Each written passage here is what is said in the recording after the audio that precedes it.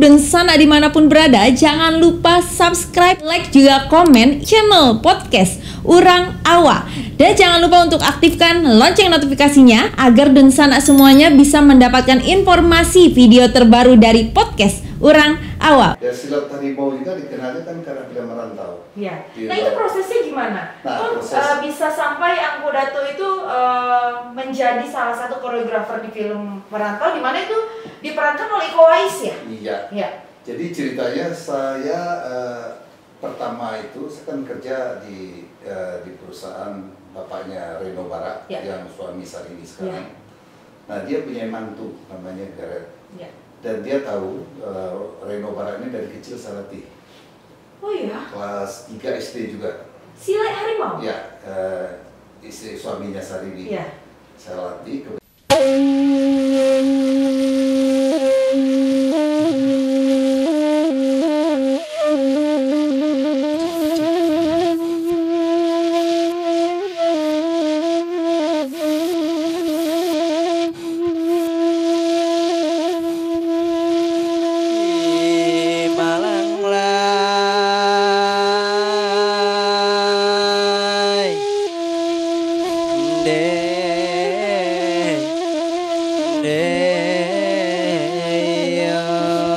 Umumnya sile diwariskan di sasaran sile sasudah beraja. Ibu yang manurui adai lamo harui langko nanam. Oh ibu yang cadorenai adai diisi di bago dituang menurut adai katigo pusako nanusa kampe kato maleheri kain putih labasarahkan tentunya kari bawa dia kasarah tantonyo disinan baputih hati putih hati wakadaan putih kapi silim bago dituang dema.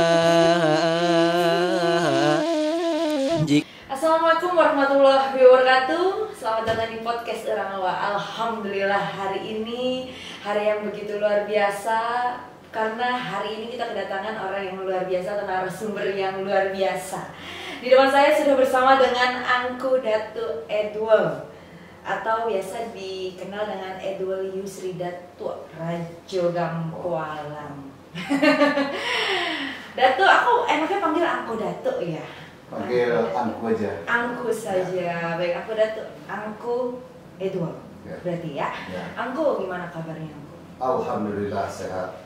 Selama Covid ini kita lebih banyak di rumah. Jadi sehatnya agak kurang dari yang biasa. Kalau yang sebelumnya kita banyak bergerak. Yang penting sehat terus ya Angku ya.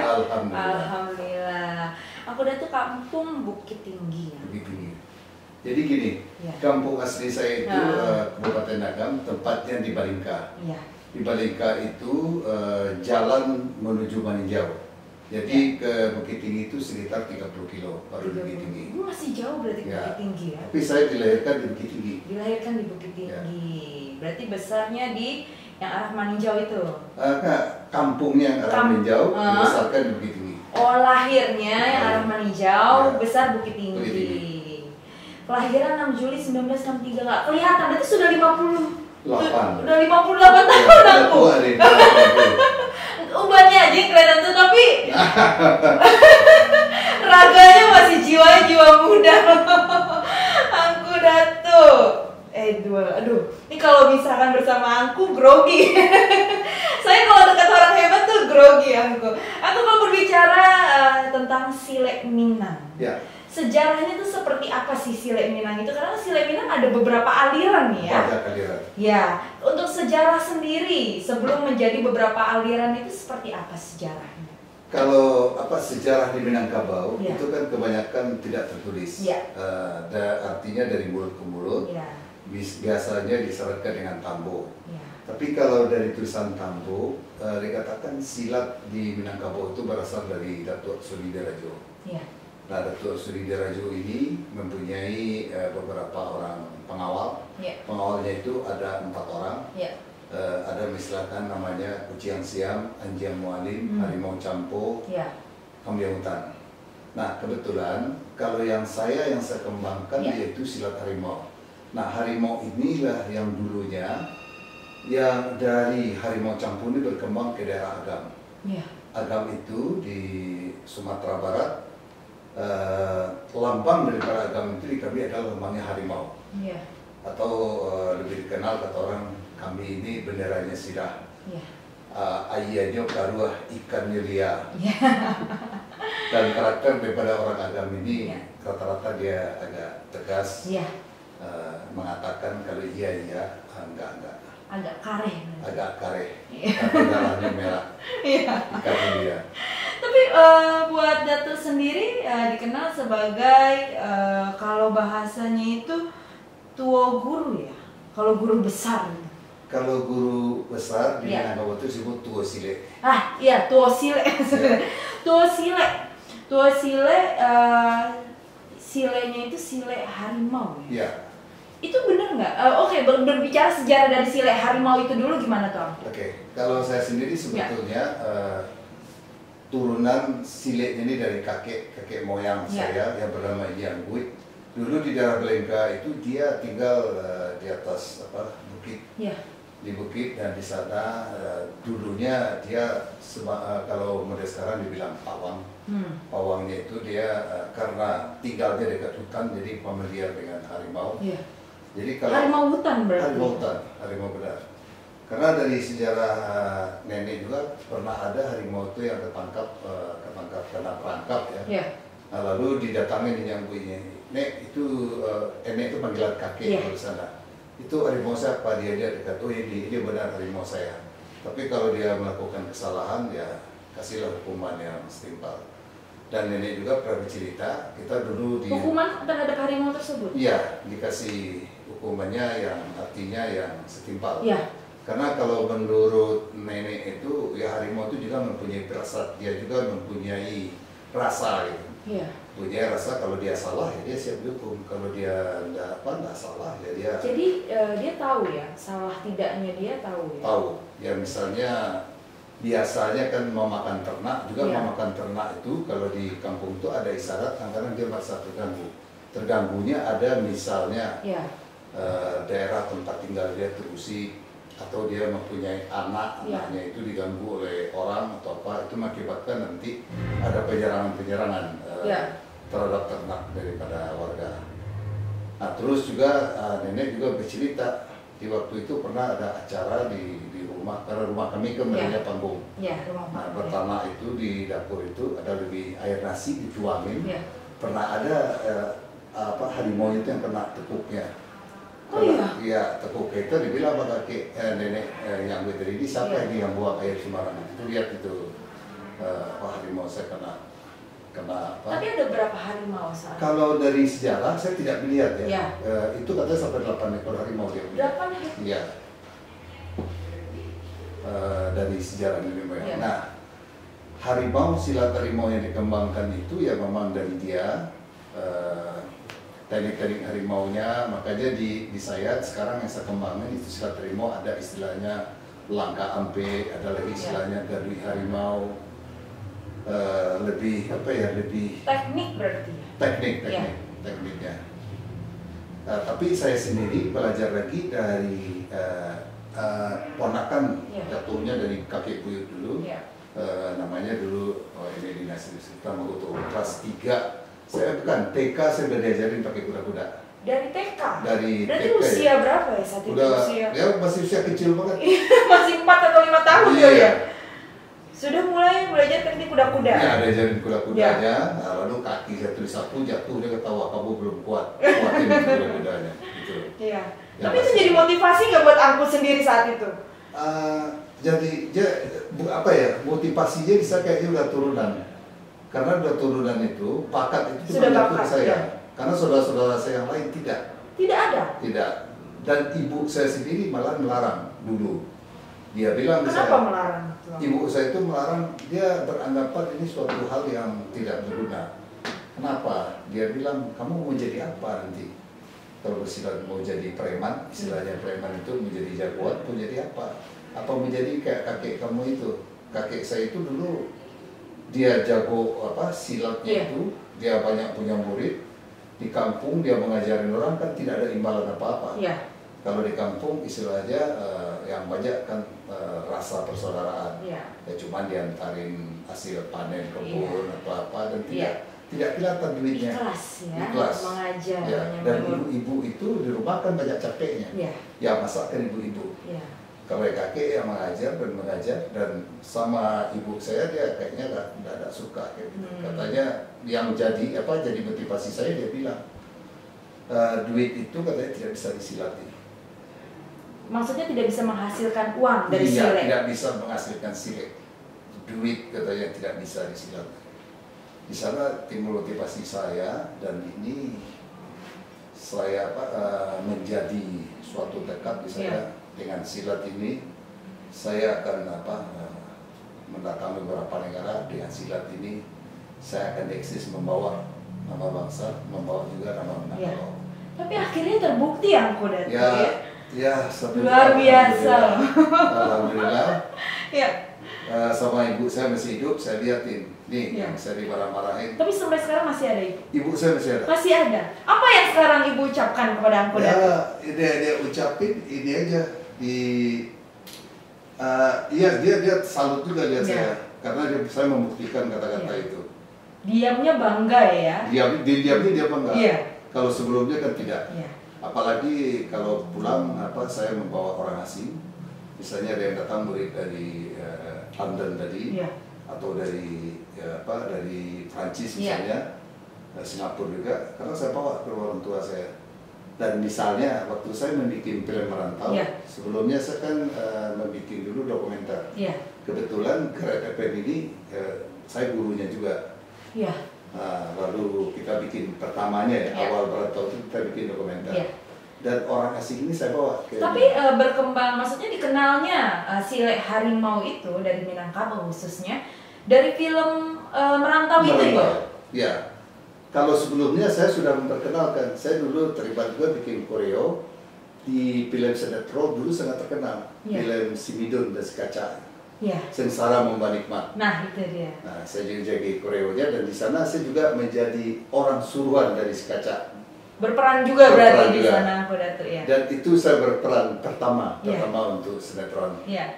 Saya menjadi Lenggang namanya. Kita di sana juga saya syutingnya Batu Sangkar, Bukit Tinggi, Padang, keliling juga. Nah saya sangat menikmati sekali karena itu adalah cerita budaya. Saya kebetulan adalah penyuka budaya. Termasuk pelestari juga. Pelestari budaya ya. Dan silat harimau juga dikenalnya kan karena film Merantau. Nah itu prosesnya gimana? Bisa sampai Angko Datuk itu menjadi salah satu koreografer di film Merantau, di mana itu diperankan oleh Iko Uwais ya? Iya. Jadi ceritanya saya pertama itu saya kan kerja di perusahaan bapaknya Reno Barak yang suami Sarini sekarang. Nah dia punya mantu namanya Gareth. Dan dia tahu Reno Barak ini dari kecil saya latih. Oh iya? Kelas 3 SD juga. Silek harimau? Ya, istri suaminya Sarini. Saya latih kebetulan dia punya ipar orang Inggris namanya Gareth. Suami dari Maya. Dia bilang saya, Pak Idril, saya suka sekali dengan silat. Saya mau ikut berlatih. Nah, saya latih privat. Saya latih privat. Di perjalanan dia bilang, silat ini bagus, silat harimau nih. Datuk, bagaimana kita harus bikin ini film? Kira-kira apa yang ya udah kita nanti survei aja. Nah, kita survei, kita bikin ini dulu, dokumenter dulu. Mulai memproses ya. Memproses. Nah, di waktu itu IPSI diurus oleh Pak Rahmat Gobel. Lalu Pak Rahmat, Gareth hubungannya sangat baik kita bilang ke Pak Rahmat, bikin ini film bagus, lalu kita adakan penelitian, kita melibatkan juga waktu itu untuk pertama di Indonesia itu filmnya Christine Hakim. Christine Pilem. Nah, saya dengan Ibu Christine kita survei ke Sumatera, kita jajaki beberapa inisiatif, kita jajaki juga lokasi. Tapi ketika itu judul Merantau sudah ada? Belum. Berarti benar-benar judul itu dikembangkan dari Sumatera Barat? Sumatera Barat, dokumenter dulu kita bikin. Saya bilang karakteristik dari orang Minangkabau ini adalah merantau. Nah, karakteristik merantaunya dia dibekali di kampungnya. Kalau dulu di masa-masa saya dulunya kita laki-laki itu tempatnya di surau. Di surau lah kita dididik. Dididik itu artinya di sana kita akan diajarkan agama, diajarkan tentang adat, diajarkan juga tentang kesatria budayanya itu ya termasuk ya silat, ya randai, dan jadilah kita benar-benar membuat manusia yang seutuhnya disiapkan untuk merantau. Karena dulu om kita atau mama, kakek bilang orang Minang ini dibekali bukan dengan duit, tapi dibekali dia dididik dengan bekal dari surau. Nah, dari surau inilah dia sampai matang. Dengan mengajinya dia bagus, dengan adatnya. Karena di zaman dulu, Angku, syarat untuk merantau itu harus memiliki ilmu bela diri ya? Iya. Tapi bukan hanya ilmu bela diri, ilmu bela diri itu dia menyatu dengan adatnya, menyatu dengan agamanya. Contohnya ya kayak begini, kita di Minang itu, waktu di surau itu akan diajarkan misalnya orang Minang harus tahu dengan ampe. Nah, ampe itu dalam keseharian misalnya mendatar, menurun, melereng, mendaki. Nah, misalnya mendaki itu adalah tata cara. Bagaimana kalau orang Minang itu nanti kalau dia merantau, dia akan mempunyai atasan. Atau dia nanti berhadapan dengan orang yang lebih tua. Dia berbahasa apa, tutur katanya harus bagaimana. Nah, etika. Dia diajarkan etika. Kalau menghadapi orang yang lebih tua, ya artinya etikanya kita harus merendahkan diri, harus menghargai orang yang lebih tua dari kita. Dengan berbahasa yang bagus, santun, dengan bahasa yang menarik. Terus kalau menatar, itu diajarkan bagaimana kita bergaul dengan sesama besar, dengan pergaulan sama besar, dan juga ada etika-etikanya juga menurun. Karena itu pergaulan di dunia rantau itu mengerikan ya. Mengerikan, ya. Nah, terus menurun, bagaimana kita berlaku terhadap yang lebih kecil dari kita. Menyayangi yang kecil, menyayangi adik-adik.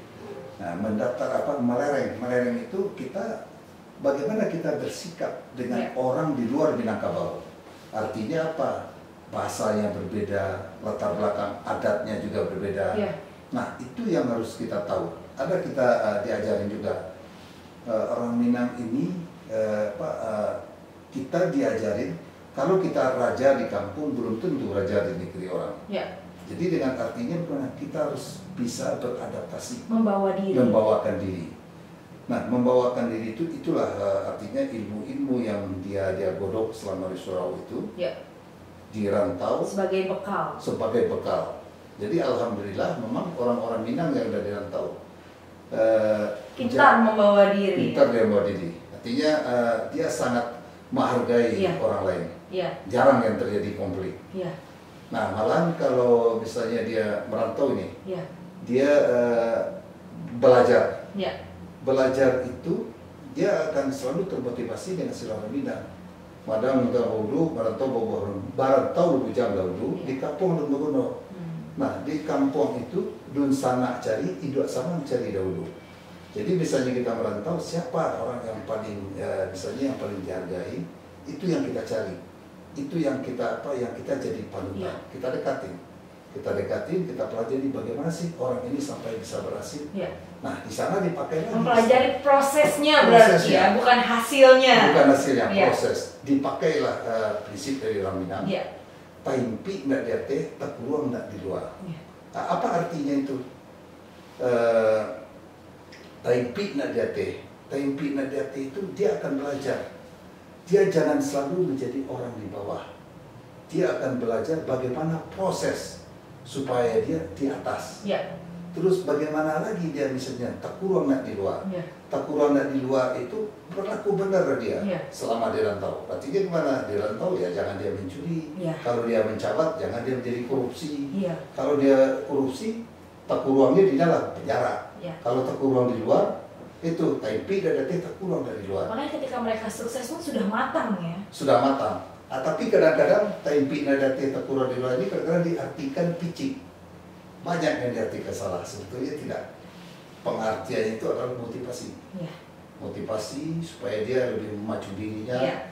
Ditambah tadi digembar-gemburin, bujang kamu di kampung belum berguna dulu, tuntutlah ilmu.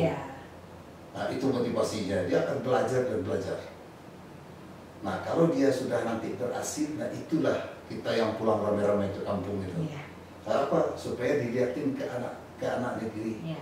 Ini contoh hasil godokan dari kampung. Nah inilah yang terlaksana baik Tan Malaka, baik juga dari Pak Hatta, Sahrir. Jadi memang ilmu itu adalah warisan ya sebenarnya, sudah warisan ya. Sudah warisan. Yang sudah harusnya sudah mendarah daging kepada masyarakat Minangkabau sendiri ya. Iya, karena gini, di Minang itu sendiri kalau kita sekarang ya kalau selesai SMA masih tinggal di kampung itu bisa jadi bahan cemoohan.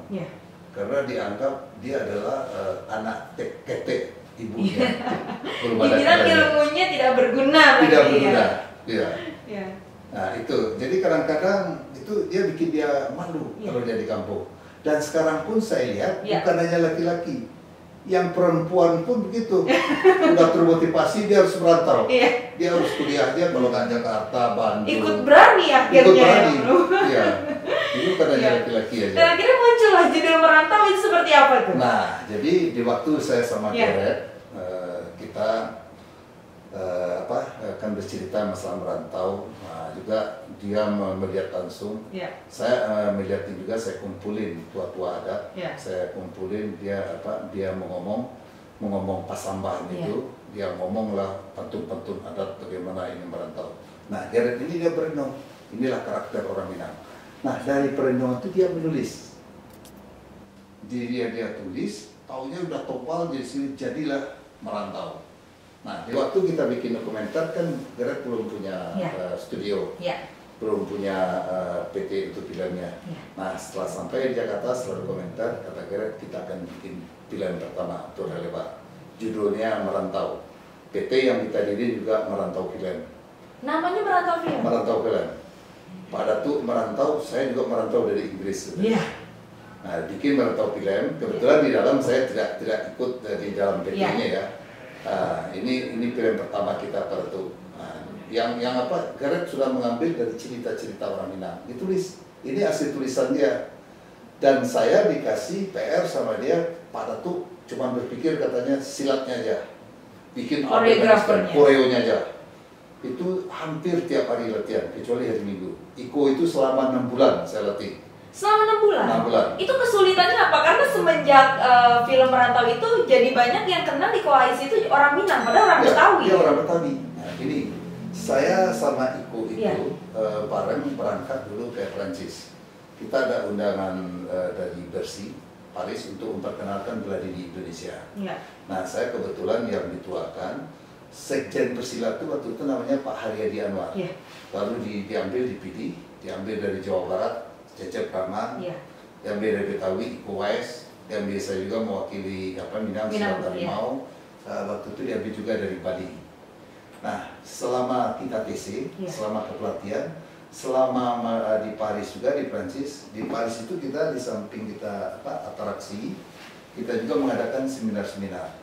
Nah, selama perjalanan berlatih seperti Iko ini saya lihat adalah anak yang bagus. Anak yang bagus, dia disiplin, orangnya tidak macam-macam gitu kan, dan patuh. Nah, ketika Geret sudah jadi penulis, dia bilang, Datuk, siapa nih yang cocok nih untuk pemeran utama? Saya kasih ide, Geret, kalau menurut saya cocok Iko. Karena saya lihat wajahnya ada nilai jual, silatnya juga saya tidak khawatir lagi untuk melatihnya. Tapi ada kesulitan nggak saat itu Angko? Dari koalisnya sendiri? Sama masa pelatihan. Tapi karena sudah terbiasa di kolaborasi silatnya ya, mulai dari Paris sampai di sini nggak ada, saya lihat nggak ada kesulitan yang berarti. Berarti memang dari Koaisnya sendiri memiliki bakat yang luar biasa. Oh, bakat luar biasa. Nah, di waktu di Paris itu saya udah bilang, kok kamu saya calonin untuk pemeran utama di Merantau. Saya udah bilang sama Gareth. Oh iya Datuk, dia cium-cium tangan saya dulu.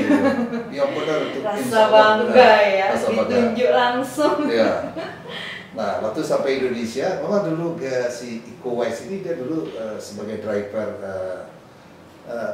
mobilnya untuk untuk HP ya, HP bakti kalau nggak salah saya, dia driver. Jadi kadang-kadang dia udah capek, dia bilang mampir ke kantor saya. Kantor saya kan Tanah Abang. Aduh Datuk, saya benar-benar capek, kapan nih kita ini? Tenang, sabar, sedikit hari lagi. 6 bulan karena saat itu. Jadi alhamdulillah kita panggil, nah saya menunjuk saya sebagai koreografer, setuju juga asisten saya. Saat itu siapa asistennya? Asisten saya ada si Yaya Durian, yang Mad Dog sekarang, ada namanya Berry, ada Sugeng. Lalu kita mulai di dalam perjalanan, kita mulai sama Eko. Itu latihan tiap hari. Jadi setiap latihan sudah jadi, Gareth itu sudah susun, pada tuh ini yang harus dikoreoin.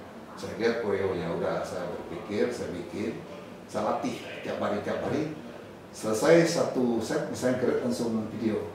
Dia video, dia kasih lagi masukan. Ini pada kayak ini ya, oke Gareth, kita ini. Sampailah jadi semua scene-nya, baru kita mulai. Kita mulai. Jadilah film itu ya. Ya, kita mulai di Padepokan dulu, di Padepokan Pencaksilat. Syutingnya di mana saat itu, di Jakarta? Syutingnya kita di Jakarta. Di Jakarta. Ya. Syutingnya di Jakarta, kita ngambilnya di Klender. Kita ambil juga syutingnya di daerah di Tanjung Priok, ada Piti Kemas itu. Dan banyak di Jakarta itu banyak. Dan setelah film itu akhirnya Sile Harimau itu dikenal dimanapun ya. Iya. Mancanegara. Alhamdulillah. Sampai banyak artis-artis juga yang jadi murid Angku Datu, salah satunya Amar Zoni. Amar ini kebetulan dia kan darah Minang. Darah Minang, dan dia sampai sekarang sebetulnya dia masih berlatih sama saya. Sampai sekarang? Nah, karena dia kontak, Ratu, Amar sekarang udah kegedutan, kita latihan lagi. Ayo. Tapi sampai sekarang loh Amar Zoni juga melestarikan Sile Harimau. Iya. Nggak, sebetulnya kalau tidak COVID, kita mau bikin film juga sama dia. Rencana lebar, udah kerjasama juga sama orang Filipina, sama Amerika. Tapi karena COVID, kita tunda dulu. Iya. Tapi mudah-mudahan COVID ini segera berlalu dan tidak sabar melihat film selanjutnya Angku Datu. Baik, Angku Datu. Untuk syarat-syaratnya, maksudnya apa sih yang harus dimiliki oleh seorang calon murid untuk berlatih Sile Harimau? Kalau syarat-syaratnya yang utama itu adalah dari diri sendiri. Dia mempunyai keinginan dan dirinya bukan dari diri orang lain. Nah, dari keinginannya itu adalah tekadnya. Tekadnya, lalu setelah itu dia datang ke saya, lalu saya wawancara, tetap saya akan ngomong. Tapi kalau zaman dulu bukannya ada beberapa syarat-syarat, misalkan membawa ayam gitu kan? Ada dulu yang Angku Datu. Kita juga tetap, saya itu tetap selesai, tapi setelah 3 bulan. Setelah 3 bulan? Nah, syarat-syarat itu sebetulnya adalah bentuk dari simbolik-simbolik. Saya contohin. Murid itu setelah 3 bulan, dia sudah merasa yakin menjadi murid Sile Harimau. Namanya dia akan mengantar mengantarkan adat. Jadi mengantarkan adat itu apa? Simboliknya, dia akan menyiapkan pisau, pisau tajam dengan sarungnya. Dia akan Itu ada pisau khususnya nggak atau gimana? Enggak, ada pilihan aja. Dia bawa karambit boleh. Dia bawa kubualang juga boleh. Nah, itu pisau nanti dia siapkan. Nanti saya terangin filosofinya satu persatu. Dia bawa pisau, setelah itu bawa beras, bawa sirih, bawa jeruk kuku harimau namanya, terus bawa ayam jago, ayam giliang istilah orang Minangnya. Dikumpulkan jadi satu, baru nanti itu dipersembahkan ke gurunya. Nah, saya contohin. Pisau itu melambangkan, bukan pisau dulu, kain putih. Kain putih. Kain putih itu melambangkan Ya. bahwasanya dia dengan hati yang bersih. Ya. Dia betul-betul siap diisi dengan pelajaran-pelajaran Ya. silat maupun filosofinya. Ya. Terus kain putih juga melambangkan bahwasanya kita ini tidak ada apa-apanya. Mati pun cuma ini yang kita bawa. Ya. Dan berandai kalau dulunya dalam bersilat dia kena tusuk meninggal, orang tuanya sudah ikhlas karena difilosofiin dengan kain putih. Ya. Setelah itu pisau. Ya. Pisau itu melambangkan, pisau itu kan makin diasah makin tajam. Ya. Setelah pisau itu diasah, dia harus masukkan dalam sarungnya, lalu disimpan baik, sewaktu-waktu digunakan baru kita keluarin. Kalau pisau itu misalnya tajam, kita sembarangan untuk pakai ada besi, kita sautin ada waktu kita zona. Di waktu berguna dia bertumpul. Ya. Nah itu simboliknya berlatih. Di silat harimau itu hanya ada berlatih dan berlatih. Setelah dia berlatih, dia tidak boleh sombong. Ya. Dia tidak boleh mencari lawan. Dia tidak boleh penonton bisa mukulin orang misalnya sini, tidak boleh. Dia bisa, tetapi dia simpan. Artinya, atau berbagi ilmunya kepada berbagi ilmunya digunakan bila itu diperlukan baru digunakan. Karena apa? Filosofi dari silat harimau itu dia berlatih silat itu adalah mengolah fisik dan mengolah juga mental dan jiwa ya. Nah, simbolik kita dengan dengan pisau tadi. Terus nanti ada sirih. Sirih itu komplit. Nah sirih itu juga orang Minang tuh istilahnya setelah sirih itu dikunyah dan digigit akan timbul di sana berbagai macam rasa, ada pahit, ada pedas. Nah itu juga menyembunyikan kita kehidupan itu nanti seperti itu. Hidup kita itu nanti ada senangnya, ada sakitnya, ada bahagianya, ada susahnya. Kita harus bisa mengendalikan itu semua. Nah itu juga beras, nanti di beras itu ada ditaruh juga duit. Beras itu tentunya melambangkan bahwasanya murid yang berarti ini mempunyai bekal. Dia tidak akan menyusahkan gurunya. Dalam arti simboliknya kalau zaman sekarang gurunya itu bekerja, udah pasti jam-jam kerja gurunya diambil. Nah dia akan siap mengganti jam kerja ini. Ada berasnya dan ada duitnya sedikit. Istilahnya itu adalah pengganti untuk gurunya. Nah terus juga ada ayam jago. Nah ayam ini biasanya diambil oleh ayam jago jantan. Ayam ini dipotong itu dengan menyebut nama Allah, itu dipotong. Setelah dipotong digoreng, itu dimakan beramai-ramai. Dimakan beramai-ramai. Beramai-ramai itu dimasak, digoreng. Nah dimakan beramai baru kita sudah mengumumkan ini adalah keluarga kita, anak sasian. Selama 3 bulan ya, berarti selama 3 bulan itu dilatih basicnya dulu ya? Basic dulu, dasar-dasar dulu. Ya. Nah setelah 3 bulan itu baru kita ajarin dia tentang filosofinya. Berarti bukan hanya sekedar syarat ya? Bukan sekedar semua syarat. Ada filosofinya. Ada. Seperti ini, filosofi di silat harimau itu garak, gari, pandang, putiko. Nah apa tuh aku? Nah, garak itu, seorang pesilat itu dia harus punya garak, dia harus bisa membaca situasi. Misalnya dia datang ke suatu tempat, seperti saya ke sini, saya mau datang, saya baca dulu situasinya. Saya harus bagaimana? Kalau saya main zelonong aja nanti bingung kan security-nya. Ini bapak ini ngapain ini katanya. Kenal lo sama aku Datuk. Udah dipesenin security-nya tadi. Tapi nggak tetap saja. Nah, jadi itu namanya adalah garak, kita membaca situasinya. Terus gari, dengan situasi itu apa yang harus kita lakukan? Apa yang harus kita perbuat? Kalau di silat itu misalnya dia berjalan di suatu gang. Di gang itu banyak preman, banyak yang tukang istilahnya tukang todong, tukang palak, dia berjalan sendiri. Dia mulai berpikir, di sana tukang todongnya ada 10 orang. Apa sih yang harus saya lakuin? Dia sendiri. Oh, kalau 10 ini dikira-kira dia mungkin agak susah kewala juga menghadapi apa? Cari jalan lain, namanya gari. Berarti saya tidak harus di gang ini. Kita cari aja gang yang lain. Itu namanya gari, bagaimana dia mengantisipasinya. Lalu pandang. Pandang itu adalah keyakinan di dalam dirinya.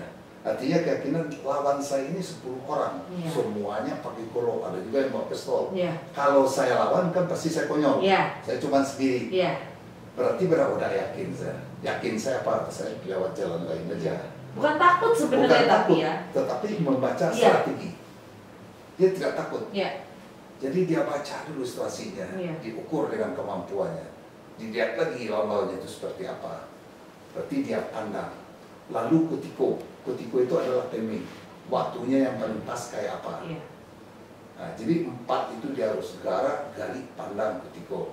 Nah setelah itu untuk dirinya dia pakai lagi prinsip lurus, lurih, bana, sabarilah. Dia akan berbuat dengan lurus. Iya. Dia akan berjalan dengan kebenaran. Iya.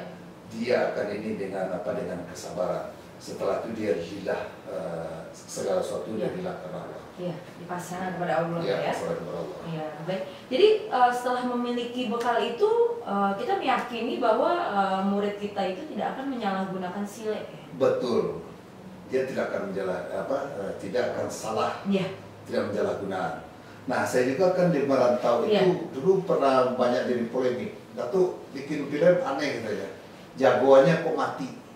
Biasanya dimanapun film pasti happy ending. Jagoan juara. Nah, inilah. Di film ini juga saya mengajarin filosofi juga. Apa filosofinya?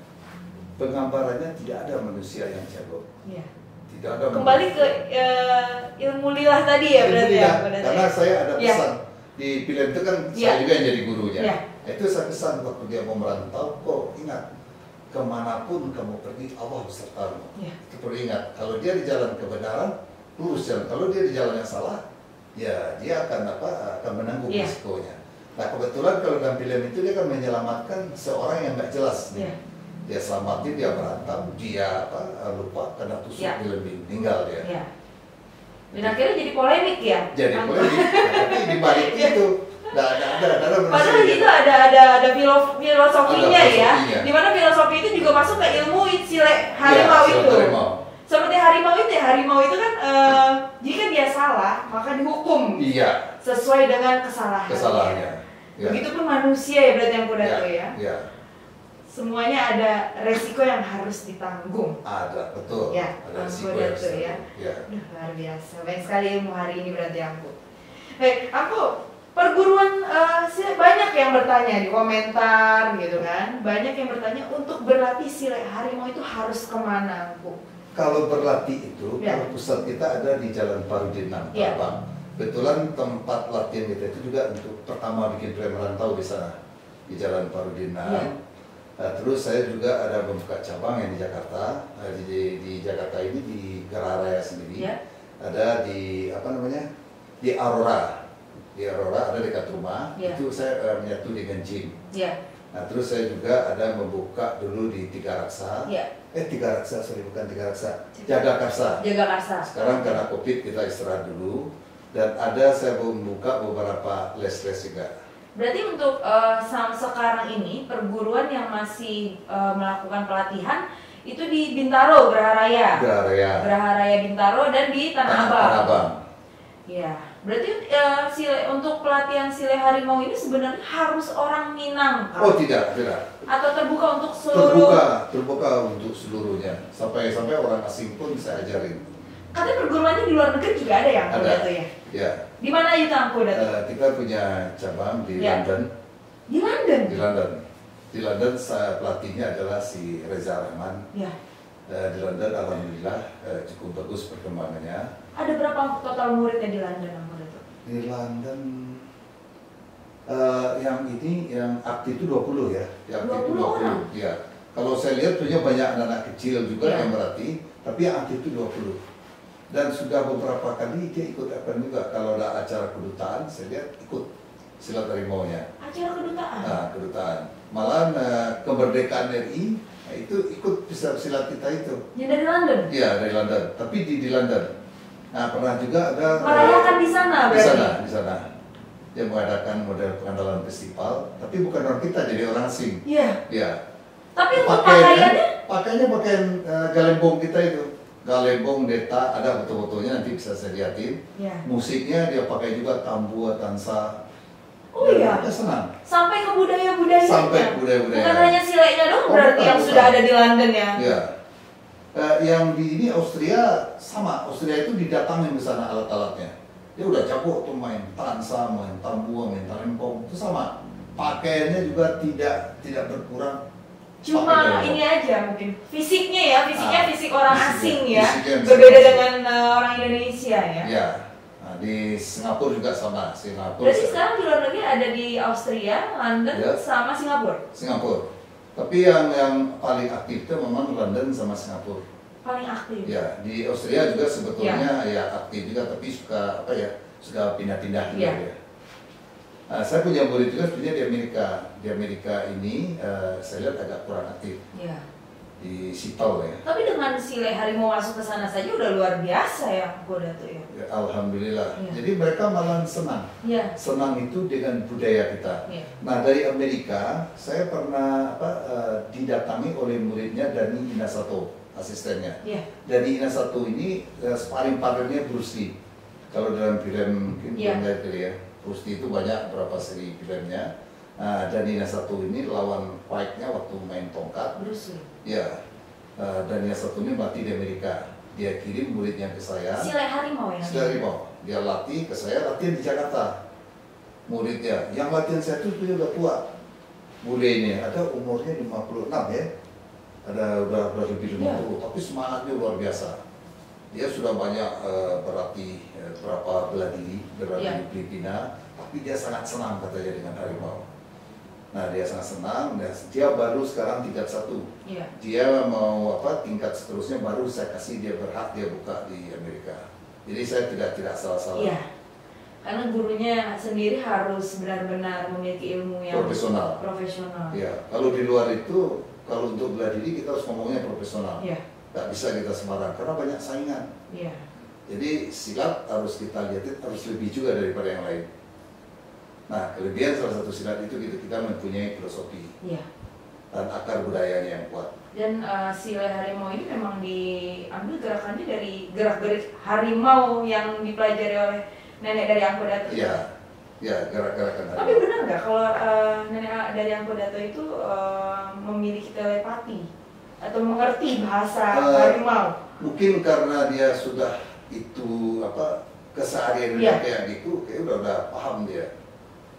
Bahasa gerak-gerik dari harimau itu udah sangat paham. Tapi sebenarnya hewan buas pun juga sama ya seperti hewan lainnya ya. Punya perasaan juga. Tapi yang saya sesalin tidak ada satupun sekarang turunnya yang mau menerima harimau. Karena di waktu dia sudah mau meninggal ada nenek saya perempuan. Bagaimana katanya mau saya turunin ini untuk menerima, nggak mau nenek saya. Jadi tidak ada yang melanjutkan. Kalau Angko Dato ditawarin mau nggak, Bu? Ya kalau ketemu saya mau aja memelihara. Iya, karena kan banyak itu terkenal dengan hewan buas lah. Iya. Tapi dengan memelihara 8 harimau aku. Iya, sesuai dengan zamannya itu kan ya. Tapi untuk penghargaan yang telah diraih dari sile harimau itu apa? Misalnya penghargaan apa? Penghargaan dari dunia kah atau dari Indonesia kah? Penghargaannya seperti saya ikut festival di Bercy, itu saya dapat piagam. Saya udah 2 kali ke Paris. Terus saya melatih baik di Austria atau beberapa negara saya tetap dapat penghargaan juga sebagai wakil duta dari harimau. Dan saya juga pernah diundang mengadakan ini di Singapura, mengadakan seminar dengan Pak Edwin. Edwin itu sekarang wakil dirut Angkasa Pura II.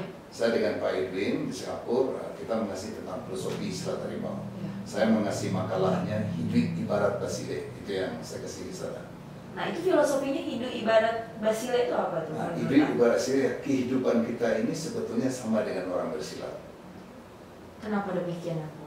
Karena kita akan berhadapan dengan bermacam-macam persoalan.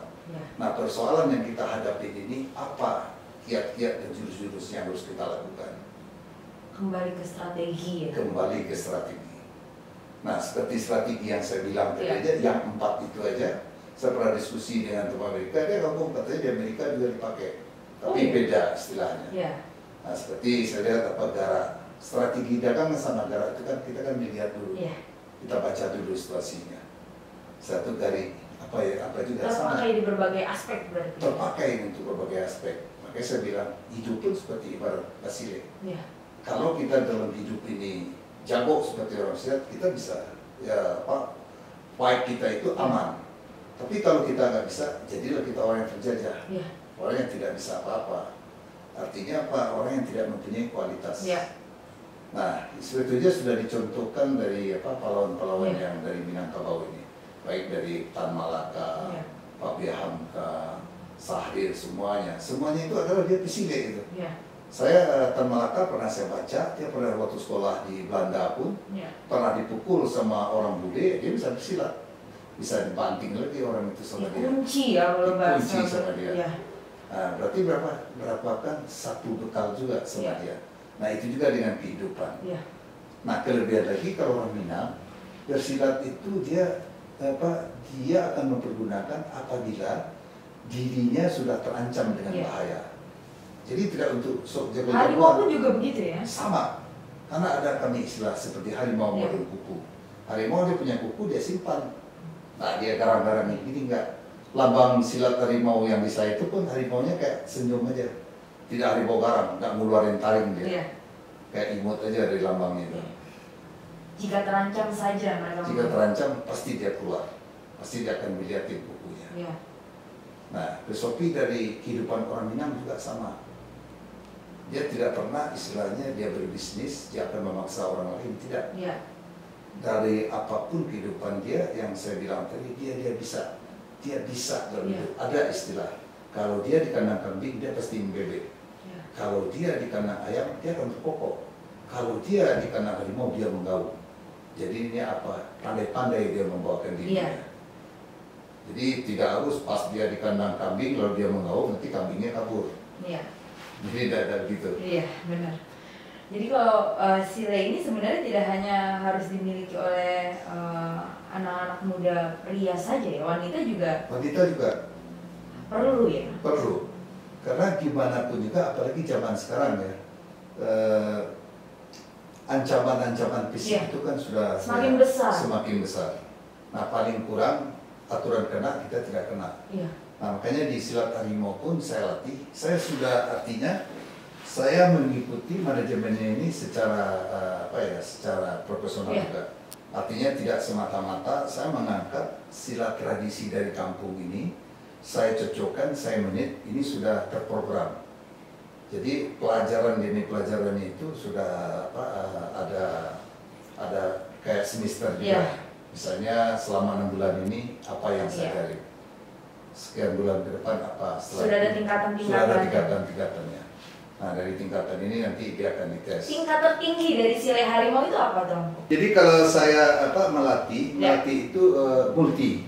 Kalau di Jakarta ini ada yang orang Jawa, Ya.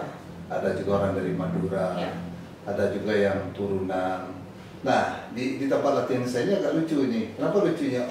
Orang Madura Ya. sudah bisa bahasa Minang Ya. karena silat.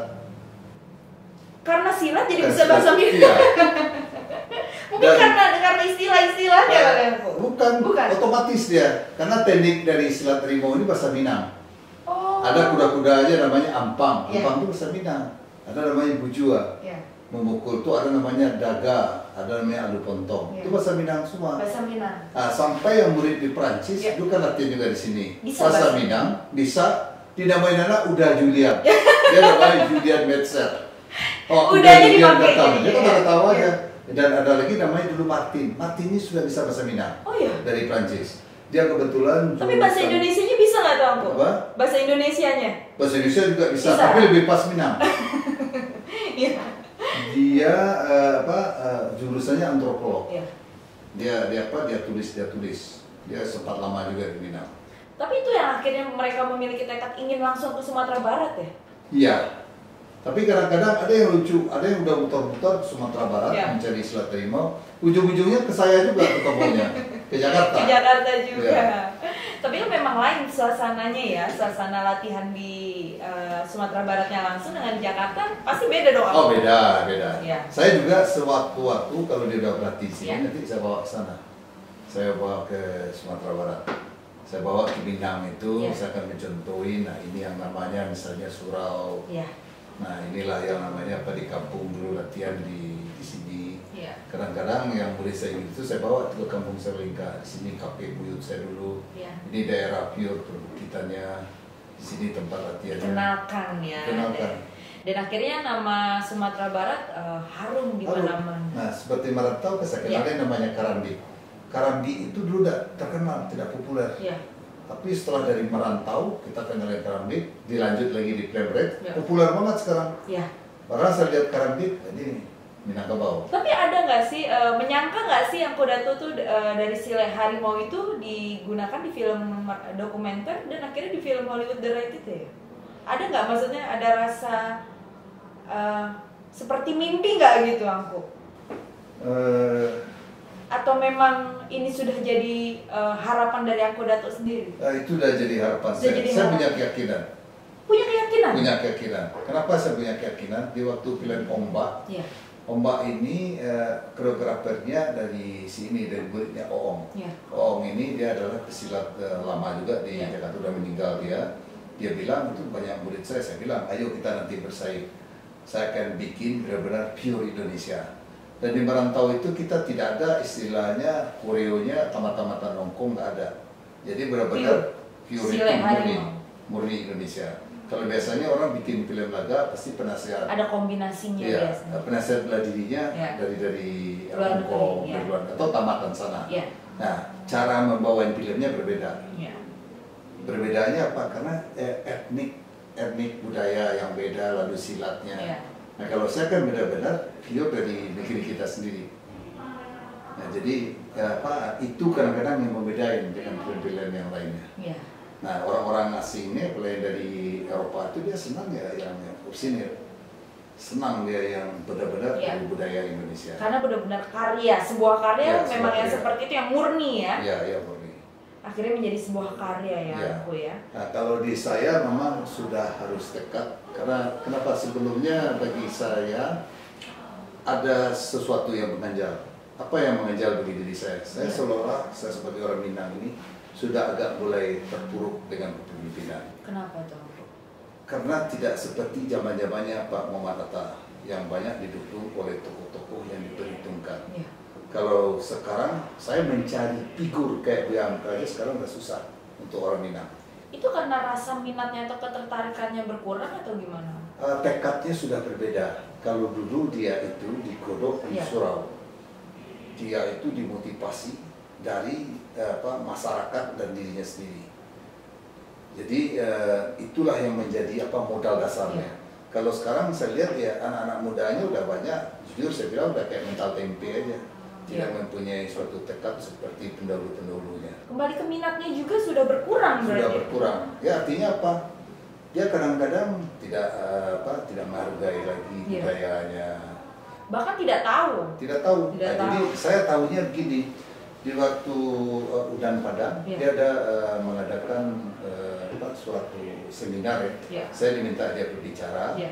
dan saya Karena datang. sampai sekarang Kuda tuh masih sebagai pembicara seminar sampai luar negeri juga ya. Iya, saya datang ke sana, ya saya tanya itu tentang sile ini. Taunya mahasiswa itu banyak yang tidak tahu dengan sile. Padahal saya dari kampung sendiri, saya tanya, Anda ini latihan apa? Lebih banyak dia latihan taekwondo, karate. Banyak juga yang ngerti, apa sih Pratu yang silatnya sebetulnya? Kan sayang, Iya. itu di kampung saya sendiri, di Padang itu. Akhirnya mulai masuk budaya asing Nah, ya. masuk budaya asing yang kulturnya pasti berbeda. Iya. Nah, jadi kadang-kadang ini kita di negeri kita sendiri ya sudah jadi orang asing. Iya. Nah, jadi saya sebelumnya udah prihatin. Iya. Nah, berbeda kalau zaman-zaman Pak Tan Malaka.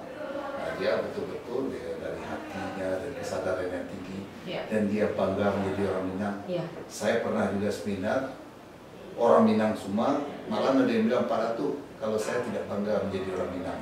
Ada yang bilang. Ada. Seminar saya dulu di Matraman. Alasannya apa tuh? Ya alasannya karenanya tantangan adat di Minangkabau itu terlalu berbelit-belit. Misalnya saya sebagai orang Minang, saya pernah dulu di kampung. Iya. Karena saya posisi saya masih podakan apa, kalau duduk di orang tua, udah wah masih gede, orang tagak di luar, kok cerita orang gadang, gak usah ikut. Jadi dia merasa terpinggirkan. Nah itu sebenarnya masih ada hubungannya dengan orang tuanya sendiri ya, karena orang tuanya sendiri tidak memperkenalkan budayanya kepada anak-anaknya. Nah gitu. betul, orang tuanya tidak memperkenalkan.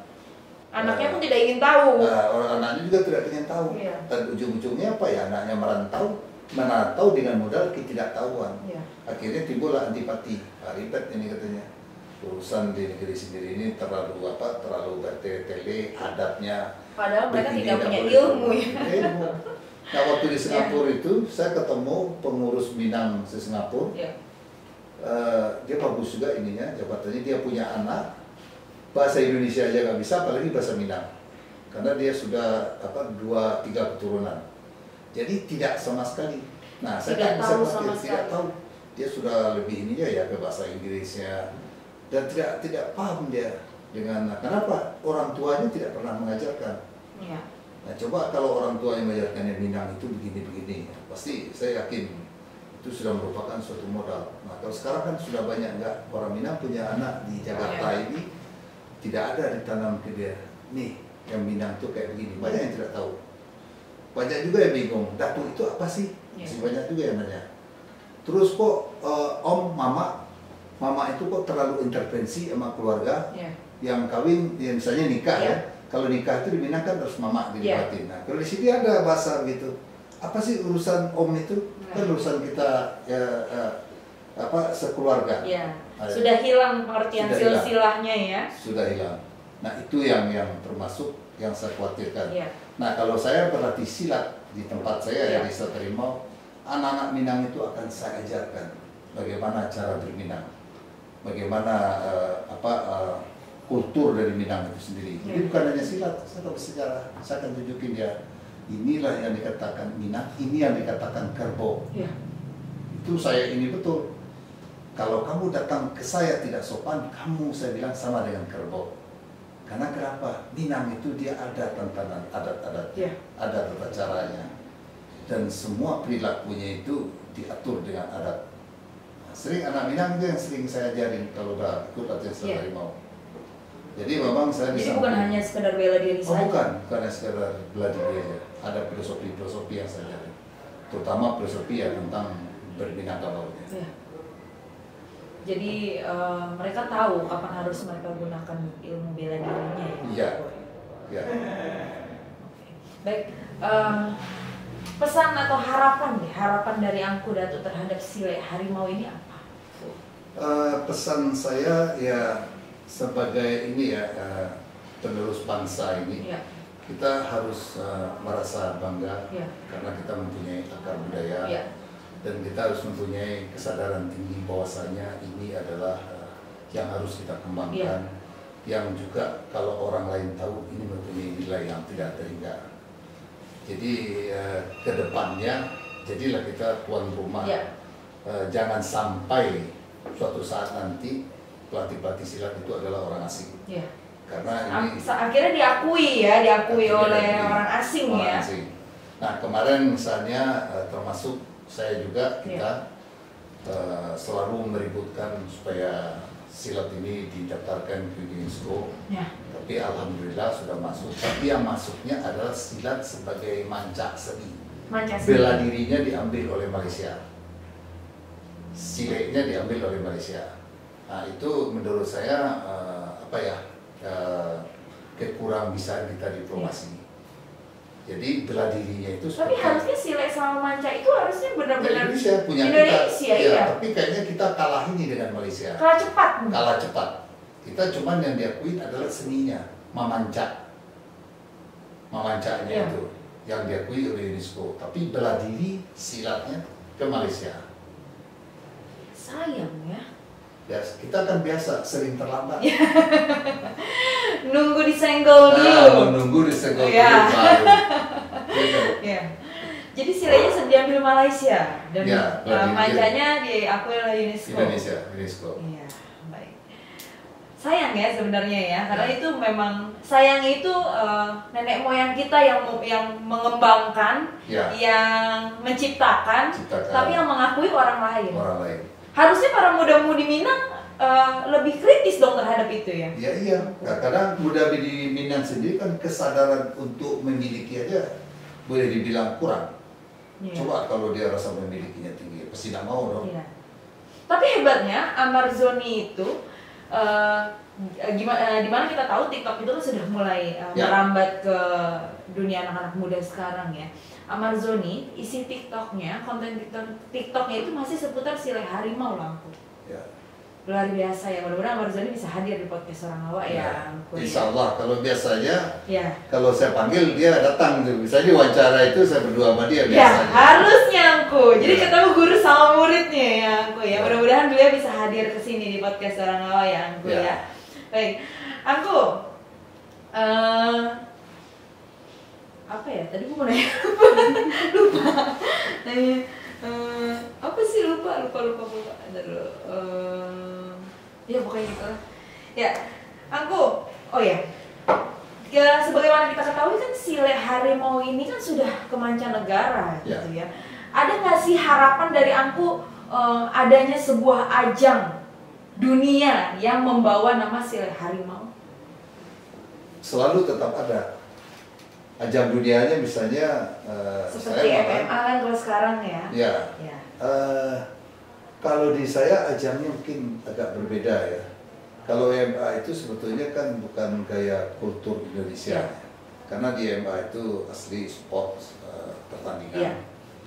Tetap diatur oleh aturan-aturan tertentu. Kalau harimau ini lebih banyak sifatnya itu ya model festival. Tapi kalau bela dirinya di ajang bela diri saya tanpa aturan. Kalau MMA itu tetap dia ada aturan. Kalau di harimau tidak ada aturan. Misalnya kalau dia sasarannya dihantam telinga atau mata halal aja. Kemaluan pun oke di harimau. Mematah itu mematah langsung. Karena dia lebih banyak prinsipnya untuk bela diri. Nah, kalau MMA kan masih dengan ada larangan-larangan, ada bagian-bagian tidak boleh dipukul ya. Ada yang nggak boleh dipukul. Nah, kalau saya mengikuti gaya seperti itu, saya kayaknya mengkebiri teknik asli silat harimau.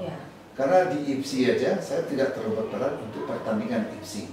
Karena pertandingan IFSI juga diatur, misalnya memukul nilainya 1, menendang 2, jatuhan 3, dan tidak boleh memukul daerah yang terlarang. Berarti kalau aku maunya pure murni silat benar-benar berantem berarti. Iya, karena untuk bela diri. Kalau bela diri saya ajarin dia untuk bela diri. Bela diri itu ia menghalalkan segala cara. Yang penting dirinya terbela. Yang penting dia tidak cedera. Itu tantangannya lebih luar biasa berarti ya harusnya ya.